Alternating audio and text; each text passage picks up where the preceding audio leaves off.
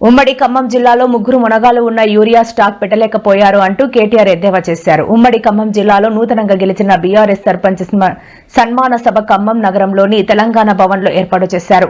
ఈ సభలో కేటీఆర్ మాట్లాడుతూ బీఆర్ఎస్ పార్టీ హయాంలో సర్పంచ్ ఎన్నికల్లో నిలబడినందుకు కాంగ్రెస్ అభ్యర్థులు దొరకలేదని, ఇదే కాంగ్రెస్ ప్రభుత్వంలో బీఆర్ఎస్ సర్పంచులు గెలిచారంటే కాంగ్రెస్ ప్రభుత్వంపై ఎంత వ్యతిరేకత ఉన్నదో ఆలోచన చేయాలన్నారు.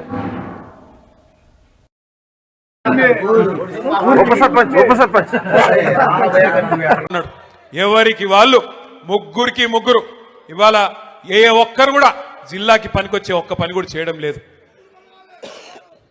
ముగ్గురు మోసగాళ్ళు మొనగాళ్ళు కాదు.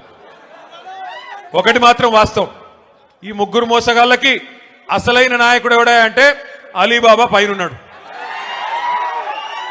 ఇక మీరు చూస్తూనే ఉన్నారు ఆయన కథ. అయితే నోరు బారేసుకోవడం, జర్ర జర్ర జర్ర జర్ర జర్ర జర్ర జర్ర ఒకడికి మొక్కాల.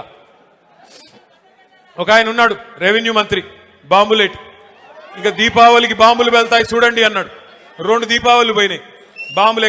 మంత్రి గారు, ప్రజలు అనుకుంటే మీరు ఎంతమందిని ఎత్తుకొని పోయినా నువ్వు పీకేదేమి ఉండదు. ప్రజలు అనుకుంటే పెద్ద వాళ్ళని ఇంటికి పంపించారు. నువ్వు ఎంతమంది నన్ను ఎత్తుకొని పో, పర్లేదు, బంగారం లాంటి కొత్త వాళ్ళని తయారు చేసుకుంటాం, కొత్త యువతకి అవకాశం ఇవ్వాలని చెప్పి కూడా నేను పువ్వాడ అజయ్ అక్కడి నుంచి ఇక్కడి దాకా వస్తూ ఉంటే ప్రజల స్పందన, ప్రజల హావభావాలు, వారి మాటలు ఇవన్నీ కూడా వింటా వచ్చినాను. మధ్యలో ఒక దగ్గర కొద్దిసేపు టీ తాగుదామని ఆగినాం. అక్కడ పాలేరు నియోజకవర్గం ఎంటర్ అయిన తర్వాత టోల్ గేట్కి యువతల కొద్దిసేపు ఆగినాం. ఆగితే 2-3 రైతన్నలు వచ్చారు. వచ్చి వాళ్ళ గోడు చెప్పుకుంటున్నారు పాలేరు వాళ్ళు.